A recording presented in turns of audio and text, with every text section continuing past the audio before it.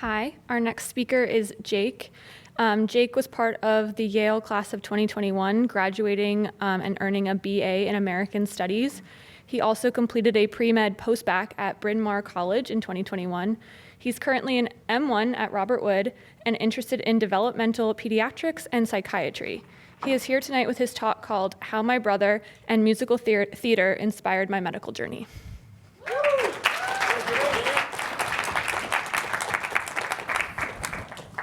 Thank you so much to the committee for having me here today, and thank you to all the incredible speakers who came before me.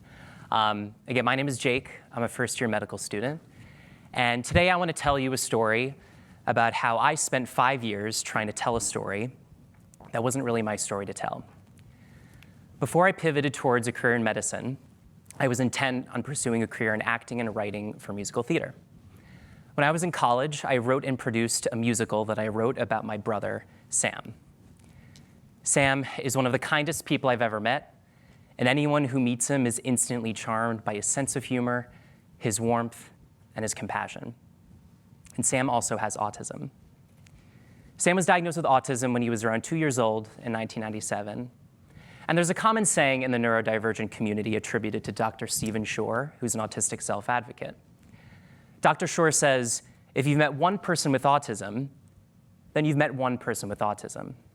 His point being, the autism spectrum disorder is a very complex disorder that varies from person to person. And it is underlined by a complex combination of genetics, neurology, and sociology. But for Sam, my brother, autism means that he struggles with social and emotional communication, living independently, and executive functioning. I first got the idea to write about Sam during my senior year of high school in English class in 2015, when we read the book The Sound and the Fury by William Faulkner. This is actually the copy of the book that I read in high school. I still have it. And The Sound and the Fury is a famously difficult book to read, partly because the first part of the book is told from the perspective of a character named Benji, who is in kind of unnamed intellectual disability.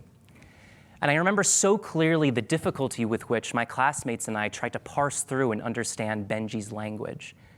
It was very similar to what it was like sometimes communicating with my brother. Lots of streams of consciousness that don't really go anywhere, and with a lack of emotional clarity and insight. I had never encountered a piece of art that made me so directly confront the reality of the complications of what it was like growing up with Sam. Truth be told, when Sam and I were kids, we were closer than ever.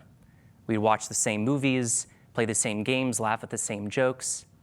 He was my fun, old, wise older brother, whose vast knowledge of marine biology impressed me to no end. At family gatherings, we would lay on the carpet on the floor. Sam would love counting the lights on the ceiling. And every time he got to 10 lights, he would start over. And I thought it was the funniest thing in the world. I didn't know he had a disability. He was just my wonderful, wonderful older brother. It was starting around middle school when I started to diverge developmentally from Sam. I started to build communities and friends outside of home, whereas Sam's life was becoming increasingly defined by one-on-one tutoring at home and a special needs classroom at school. As a typically developing kid in middle school trying to be cool, I was embarrassed by Sam. Whenever my friends would come over and find him awkward, I distanced myself from him. I started to take on the role of the older brother sometimes, modeling good social behavior, teaching him life lessons when I could. And this paradigm shift Sam often resisted with anger, jealousy, confusion, and sadness. Sam and I grew more and more distant when I was in college. But in my first year of college, he graduated from an independent living and life skills program, a huge accomplishment. And during that graduation, he delivered a short speech in which he said, in the future, I would like to continue my research in all things biology and possibly get a job in animal biology, like teaching people about all the animals on Earth. Later that day, in a rare moment of one-on-one vulnerability, Sam told me that he wants to attend a, quote, real college. And I was suddenly transported back to my younger self, who looked up to my older brother. Sam had never articulated such big dreams before, and I realized he had such a rich inner life that he and my family often had trouble accessing. So I knew then that I definitely wanted to write about him, just so I could open that window just a little bit more into his inner life and understand him. Musicals for me have always been the medium through which I understand people and I understand characters. When characters sing, they usually sing because they can no longer express themselves in words alone. And so for Sam, someone who struggles with communicating with words, I thought it was the perfect way to try and tell a story. So between the years of 2016 and 2019, I wrote the book Music and Lyrics to a musical called My World, which centered around an autistic character, 18-year-old named Benji, who dreams of becoming a marine biologist. I knew that I wanted to name the character of Sam after the character from The Sound and the Fury, and I knew that I wanted the central drive of the show to be the dreams that he talked about in his graduation speech. The show follows Benji as he navigates romance, his family, and when he grapples with what life will look like after graduating high school, as so many autistic teens do. During the production, the cast and the crew of the show, about 20 undergraduates came to see Sam and his friends at his program. We played theater games with him and talked about disability. And Sam and his friends and my family all came to the show on opening night. The two of us sat first two seats in the front row, and I couldn't help but look at him the whole time as he smiled. April 26th, 2019 is still one of the most meaningful days of my life. The show's development fortunately did not stop there. Later in 2019, we performed a shorter concert version of the show as part of Music for Autism, which is an organization that provides sensory-friendly concerts to children with autism and their families. And in 2021, for my senior thesis, I completely rewrote the show with the help of two incredible neurodivergent actors and writers, Sarah Kaufman and Elliot Daniels. They lent their voices both to the writing of the show and to the performance of the show, which, as you can see, was on Zoom. I promised my mom that I would clarify that it's on Zoom because of the pandemic. She was like, Jake, they're not gonna understand why it's on Zoom. So, thought I would give her a shout out there. So it was through writing my senior thesis that I finally had the time to sit and reflect on what the process of writing the show had meant to me at this point. I was left dissatisfied. I was left wanting more from the experience.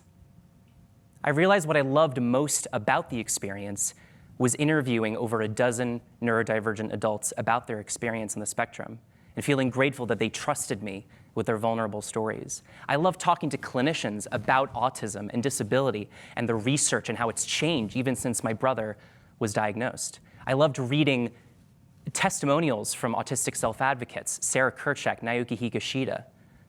I found myself asking deeper and deeper questions about the nature of disability and how and why it manifests in people like Sam. And I wondered whether my desire wasn't necessarily in writing musicals, which I did love. What I loved more was trying to understand the human condition. And especially when COVID-19 took away theater for 18 months, I started to imagine a life and a career that was centered around intellectual curiosity and having a more impactful way to help people like Sam and others who might feel othered by society. So during my early journey thinking about medicine, I met with a psychiatrist named Dr. Andres Martin through a mutual friend. And I told Dr. Martin I was like, look, it's weird. I have this big arts background. All I know is theater and music. And I wrote this musical about my brother, and it was based on The Sound of the Fury. And he stopped me, and he sent me a book review that he wrote about The Sound and the Fury in an academic psychiatric journal. In the book review, he talks about how the language around psychiatric disorders and disability in The Sound and the Fury can inform how we think about psychiatric disorders. Dr. Martin showed me that medicine is a beautiful intersection of the humanities and science, that art and storytelling can inform medicine and vice versa. And suddenly, all the pieces of my journey started to fit together, and I knew I wanted to go into medicine. So it's been 7 years since I first started working on My World, and there's a few lessons that I've learned from this experience that I want to share with you here today. Lessons that I hope will resonate with really anyone in this room who's in the business of helping people heal and helping people find meaning in their lives. Firstly, the power of subtext. I believe that there is as much in what someone or a patient doesn't tell us as there is in what they do tell us.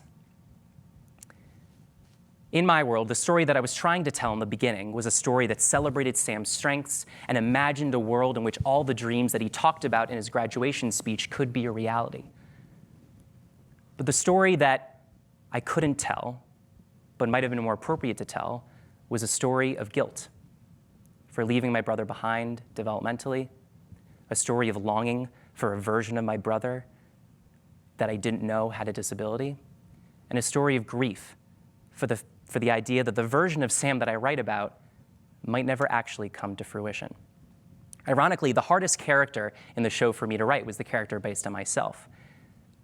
I cast my character aside. I didn't like writing songs for a character that felt too close to me, and it made the show bad. It made the show difficult to write. All my collaborators who was editing my work and looking at it were like, Jake, this scene with the brother, that's not good. Rewrite the song. I rewrote one of the songs from the brother character like 2 days before the show. It was really bad. But what I realized is that I was kind of subconsciously not wanting to talk about those difficult emotions. Everyone around me knew that the subtext of my world was clear in what wasn't in the show. And similar to when we have any encounter with a patient, it's always important to, yes, listen to them, but also be aware of what's not in the room, what feels like the subtext of an encounter. And I promise I haven't changed these slides since Dr. Lewis's talk, but I do want to talk about the power of curiosity. It's not going to be as good as the way you did it, Dr. Lewis. But as a future physician, I'm being trained to recognize patterns and to use those patterns to inform clinical decision-making. But how often, as med students and physicians, do we fill in the blanks for our patients before they're finished talking? I know I do that in OSCEs all the time. And how often are we shied away from asking more questions because of unconscious biases or our own hubris? My world was, frankly, an exercise in filling in the blanks for what I thought Sam's identity was. I thought that as his younger brother, I had the authority to tell his story, and I shied away from asking really important and difficult questions to him and my family throughout the writing process. When Sam saw the show first in 2019, he did love it, truthfully. But 2 years later, when I was rewriting it, he told a very different story. When I told him I was rewriting the show, and at that point he had been going to more therapy, and he said, I don't want to talk about my world. It's, quote, too personal. It makes me uncomfortable. I didn't realize that the story I'd written celebrated Sam's differences, when in reality he was uncomfortable even grappling with what that means. And had I been more curious earlier in the process with him and my family, I maybe could have told a more truthful and impactful story about someone with a disability who can't really grapple with what that means. And lastly, I want to talk about the power of empowerment. I believe that when I was writing my world, I was secretly hoping that it would somehow unlock something in Sam, that by holding up a mirror to his life, that somehow that would let him talk about his disability in such a miraculous way. I naively was hoping to find some type of cure to his limitations. But I know now that's not the point of art, and that's not always the point of medicine. As healthcare providers, as students, often the best thing we can do is be there for patients in the most vulnerable parts of their lives and empower them to take ownership over their own health journey, especially when it comes to chronic illness. I did a similar talk at the Yale Child Studies Center 2 years ago now. Whoa. And I was lucky enough, it was close to Sam's home, and I invited him to share a few words about himself. I'm going to share those words a little bit later today. And I took this lessons about empowerment and listening to patients rather than speaking on behalf of them to an organization that I worked for called Hear Your Song, which uses songwriting to empower children and teens who have serious illnesses and complex health needs. With Hear Your Song, the philosophy is that kids who have chronic illnesses tend to lack power and choice in their lives. So with Hear Your Song, I get to use my skills that I hone with my world to actually listen to kids and help them tell their own stories in their own way.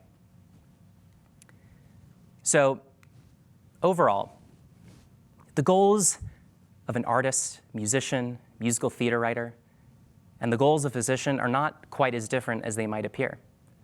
Both professions yearn to understand the complexities and mysteries of the human condition. Both professions rely on empathy, curiosity, and humility to be at their best. Really, the only difference I've found in my many, many years of thinking about this is that one profession just has a slightly higher rate of job security. I want to close with a few final thoughts about Sam, who's of course the reason I'm here today. 7 years after Sam told me he wants to go to a, quote, real college, Sam is starting a class at a community college starting next month. And 7 years, and this is 7 years too late, but I finally asked Sam what he wants me to share with you all here today, even though he couldn't be here. Sam said, I think being autistic has many values, like how people can socialize differently. Many autistic people aren't verbal, but can communicate in other factors, like sign language. Based on that incredibly empathetic and insightful response, based on the fact that Sam has developed far past the character that I wrote based on him 7 years ago, I can't wait to see Sam write more of his own story in the years to come, and I can't wait to be there with him while he does. Thank you.